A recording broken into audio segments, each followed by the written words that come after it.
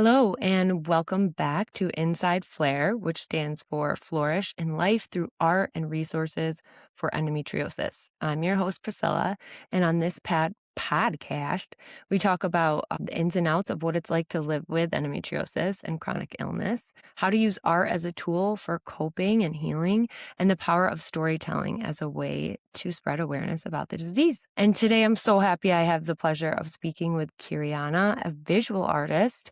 She's also a co-curator and team member of Flair. Thank you so much for coming on with me today.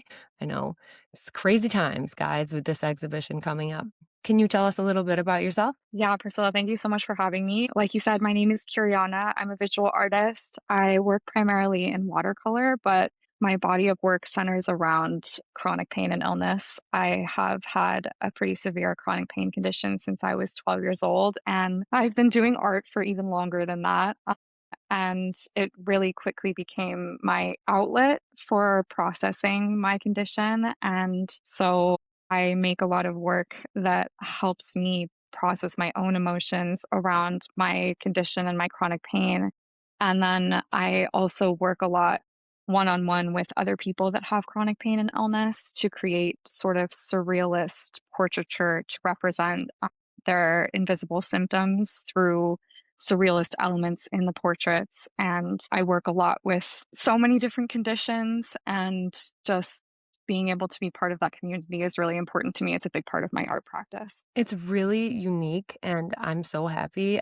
When I came up with the idea for Flair and I was looking around hunting for artists that made work inspired by it, I was so amazed to see something like it was better than I could have imagined. Okay, so there's more than one going on here. Can you tell us more about the process of this series? Like, what are the steps even if someone was interested in having their portrait done? Yeah, absolutely. So I come to work with people through various different avenues. I've worked with folks through grants that have allowed me to do pro bono work, but I also do a lot of commissions. So when I'm working on a project with someone who's commissioned me, they will reach out to me, usually online in some way. And then the first part, which is kind of my favorite part, is that I do this like pretty long, extensive interview process with each subject. And this part is just, I feel it's very important to give folks an opportunity to talk about their experience with their chronic condition. And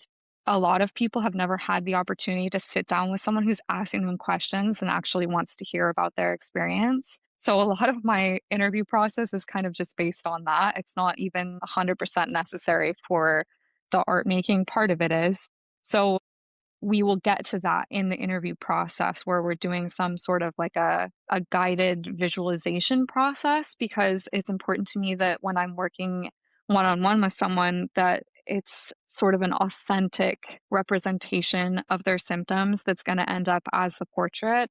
I do a lot of like self portraiture, and those images come to me in various different ways. And so I try to like help guide my subjects through a similar thinking process that I have when I'm making self portraits so that we can come up with some sort of surrealist element to represent their symptoms. And so that's like a long interview process. We usually spend a couple hours on Zoom or on the phone talking about that. And then it's pretty much just handed over to me, and I'm going to do the whole painting process on my end and create the image that we discussed with them and some sort of element to represent the symptoms that they have with their condition. It's really beautiful because there's so many layers of healing happening. You have the talking about literally putting how you feel into words, that giving them the space to process that. I mean, that's really powerful. And then at the same time, you're kind of working through, like you said, your own experience. And it's just beautiful because your work that comes out of it, it must be like, again, there's that next layer of them healing. It's like this whole beautiful process. I'm curious, what specific condition did it start with? And then how did you arrive to endometriosis? Yeah, absolutely. So I started my primary initial work was just processing my own condition with chronic pain. And then when I was in university, I was struggling. Obviously, as a disabled student, I was having issues. And so I started trying to set up a support group through my university. And I had challenges with that. And so I ended up just being the one to bite the bullet and actually organize it. And so I was running a support group through my university and meeting for the first time in my whole life all of these other people that were my age that had chronic conditions. And it was so powerful for me. And so I think that that was probably the first time that I met someone that had endo. And in that support group, I ended up meeting fellow students that were willing to let me do my thesis, which was to start this portraiture process with working with other people. And so I was doing a bunch of these surrealist portraits for my senior thesis in university. And throughout the process, now that I've graduated a long time ago. I'm still doing that. I'm working a lot one-on-one with people, and I've worked with folks that have all sorts of different conditions, but, endo is really common. So a lot of the folks that I've worked with that have uteruses, it's quite common that it's at least one of the conditions that they're experiencing. So I've worked with people that have endo, adenomyosis, and being able to represent that condition through my portraiture series. I think endo is just like a little bit special and important to me just because it does affect so many women. And, it's like 1 in 10, right? That it impacts. So it's so common for me to run into people that have that these days. And I'm grateful to have been able to work with a handful and represent that through the portraiture series. Is that I think I saw, didn't the whole series did you show that body of work in some spaces? That in itself, like all of endo, or is the chronic illness one whole thing in itself? Like, have I shown like more than just one condition in a painting? Is that what you mean? I'm sorry, I mean, w altogether, did you have a show where all of the pieces were specifically endometriosis, right? Like, that was its one series, and or Uh, like, I wasn't sure if it's ongoing kind of thing or endo just happens to be part of it. Listeners, you have to look through, you can see because 'cause they're all different, but you can sometimes spot those ones who have endo personally because you feel that pain when you look at it. It's like, "Oh my gosh, didn't even have to read a thing." Yeah, you are right that it's an ongoing series. So because I am working with people ongoing who reach out to me, it's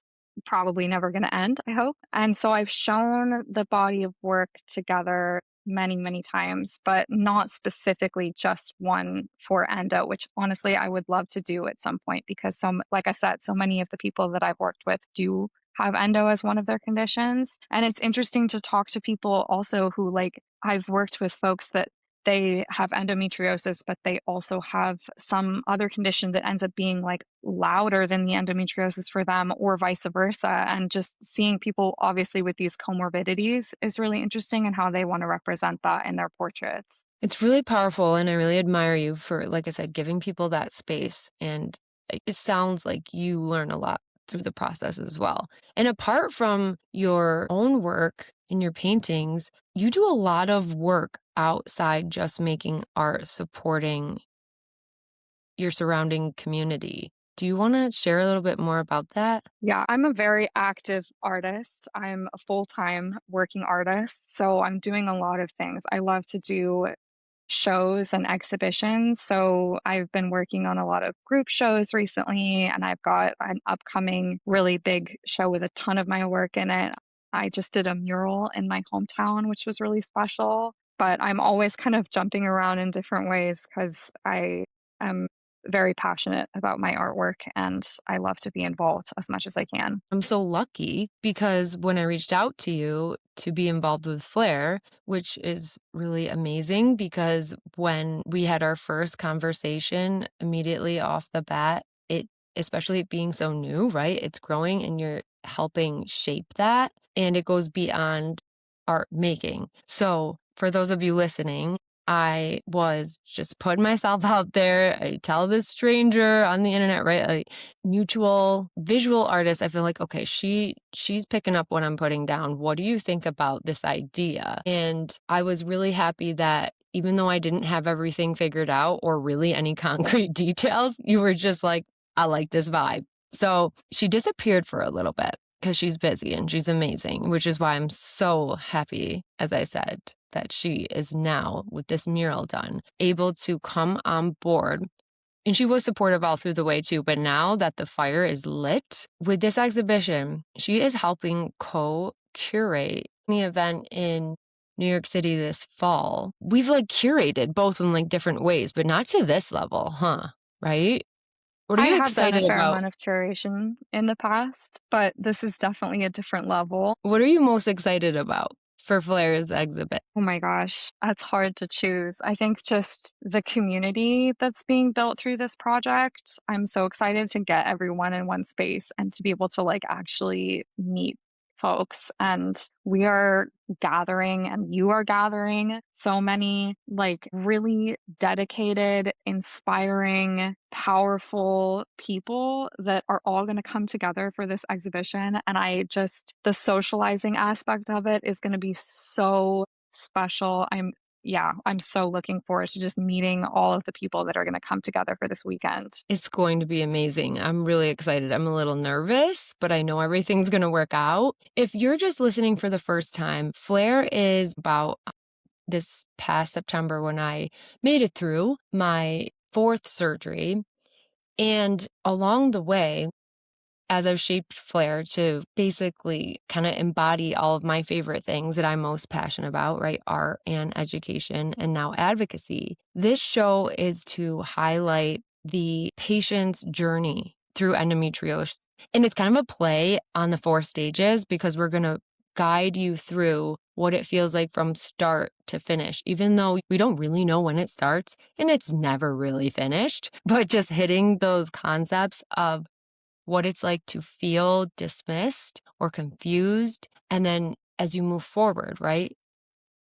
The pain emotionally, physically, the things that we face and go through. Then we move into this kind of grief process where once you receive a diagnosis, it can be really confusing, overwhelming with a mix of relief. And then you move on to the next stage where you're like, okay, who do I need to see next?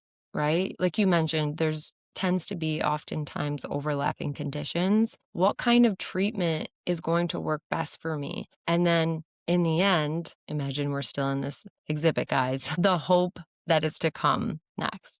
And so we're working on sorting through. We've had a really decent amount of submissions so far, and I'm super excited about the different artworks, the variety. It's gone beyond paintings and drawings. I mean, we have sculpture, installation, photography. Do you want to share a little bit more about the work? Yeah, I'm so excited by the submissions that we're getting. I think that it's just amazing to see how all of these people are processing similar experiences in such different ways through art. And we have like almost every medium represented at this point, pretty much. We have ceramic, we have textile, we have traditional painting, and it's just so incredible. These people are so talented, and they're channeling this really, really difficult experience into some incredibly powerful art. And I'm getting goosebumps even just thinking about all of this artwork coming together in one space. It's going to be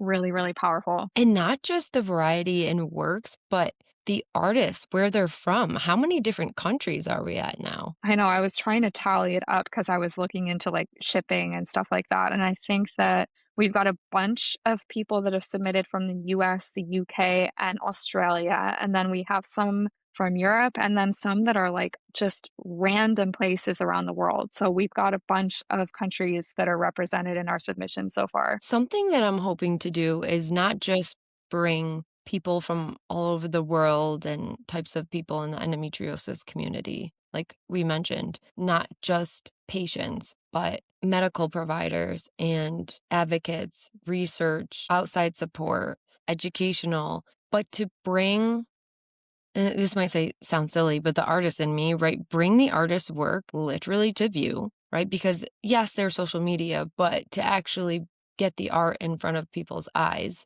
that in one. Something else I'm really excited about is focused on, I don't want to say just endometriosis and chronic illness, but it's also like, what are we going to do about it, right? That educational component, not only am so passionate about, like, as an educator, but the panel discussion too. I'm really interested to see what a panel will look like with artists on it as well. What is your experience with panels and artist discussions?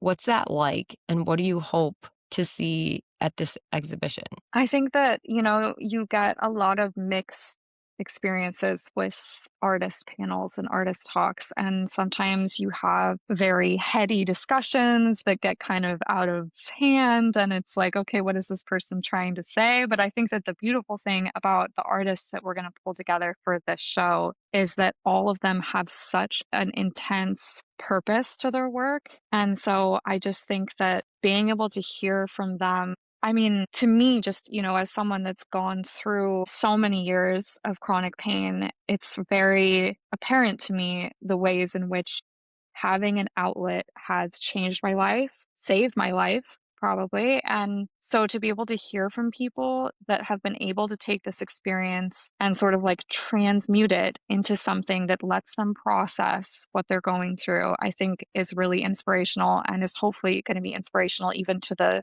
non-artists in the audience because we all need some sort of outlet to be able to process this experience. Like you said, a huge part of it is grief, and there is so much grief that comes from having a chronic illness. And so having some way to process that, having some outlet is just a really, really beneficial thing. And I think a lot of these artists have really figured out how to do that. That's why I'm also really passionate about somehow shaping in some type of interactive component. Like I said, it's still in the works. I don't want to promise workshops, but getting people to have a little taste of that. I'm also really excited to invite people into the art world, so to speak, who maybe their only previous experiences with galleries or museums seems to just like I know at least my sister the other day, she said they're really boring. She's like, "But I'll show up for you." But to create an experience in art that makes people step back and think, "Okay," add a little more meaning to it that makes them more interested to return. Something else that's really important to me that I'm working to achieve with Flair is help those who didn't realize they really are artists, but they tend to turn away because of the stigmas of the art world or the exclusivity. So I'm hoping to break those barriers through this exhibition as well. I could go on, but I do want to ask if can you tell people, like, where can people find you? Yeah, I'm all over online. I'm really active on Instagram and TikTok a little bit too. I'm at Kyriana, Kyanna most places. That's also my website. So Kyriana, www.kyriana.art is my website, not .com. So super findable. And, I have a unique name. So probably if you just Google Kyriana, you can find me there too. I love that we share that. Do you know how many people, like, are like, "What's your name?" I've experienced that. I don't know about you. Like, I I've bet. gotten over the phone, I've gotten Ursula, Crystal. I'm like, Presley. That's what I always say. But something else that I just wanna ask you too before we kinda wrap up here is a lot of our listeners are people with endo and chronic illness, and I like to acknowledge and give them credit for even though they don't have the official diagnosis, but they really feel and believe they have it. I like to give a little something, special to them.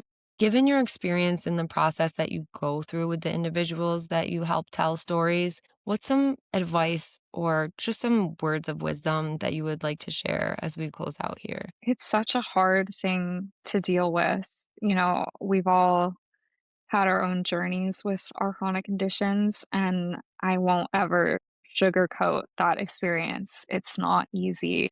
And I think that really what I was speaking to earlier is such an important piece for me that once you realize that you're on this journey, if you can find an outlet that lets you process your feelings around it, that lets you feel your grief, feel how hard it is, you don't have to be in like toxic positivity and make it sound like it's some beautiful inspirational thing. The reality is that chronic illness is hard. Chronic pain is hard. It sucks. It's ugly. And anything that allows you to stop is going to be life saving. And, whether that's art, whether it's music, whether it's a community of people that understand what you're going through, it's going to be a crucial part to this journey, just having some sort of outlet. Thank you. That made me almost tear up because while I wish this never happened to me, I'm really happy that it was the push I needed to finally